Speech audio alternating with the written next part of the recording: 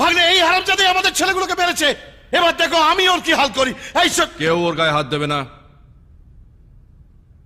ভাগ্নে ও পৌলমীকে লাইন মারছে। ওটাও আমি দাদাকে বলেছি। আমি ওর সঙ্গে দুদিন ঘুরেছি বলে ওর দাদা আমাকে খুন করবে বলে শাসিয়েছে। আমার ফ্যামিলিকে নিয়ে টানা হাজরা করছে।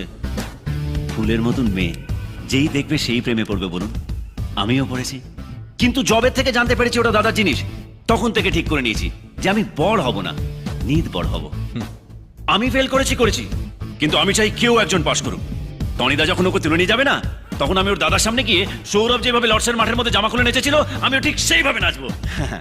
আমার এই ইচ্ছেটা পূর্ণ করতে হবে দাদা। করবো। এখন তুমি এসো। কোথায় যাব আমি?